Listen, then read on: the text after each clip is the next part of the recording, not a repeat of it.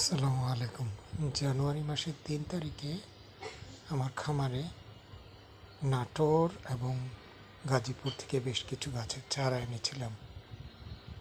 গাছগুলো অনলাইনে অর্ডার করা নয়, আমার পরিচিত লোকের কাছ থেকে নেওয়া। পরিবহনে আসার পথে গাছগুলো বেশ দুর্বল হয়ে পড়েছিল। আমি আমার সহকর্মীরা সহ আমার খামারে আমরা 10-12 জন যাওয়ার সুযোগ পেয়েছিলাম।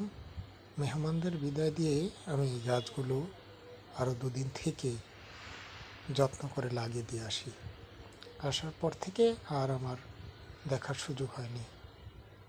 গাছগুলোর অবস্থা বেশ কয়েকটা মারাত্মক খারাপ ছিল।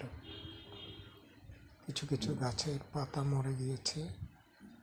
আর আমার খামারে এই গাছগুলোর সাথে আমার প্রায় 400 খুরমা খেজুরের গাছের চারা আমি নিজে ঢাকায় করেছিলাম।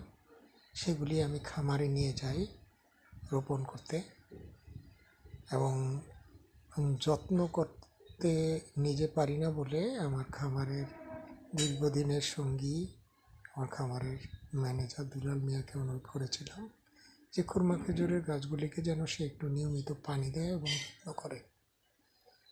কিন্তু দুর্ভাগ্যের কথা হচ্ছে এই যে প্রতি বর্ষার সময় গাছে প্রচণ্ড বৃষ্টির পর গাছগুলি কিছু দুর্বল হয়ে যাওয়ার পরে সেগুলিকে দুলাল মিয়া পরবর্তীতে উল্লেখযোগ্য যত্ন করতে পারেনি।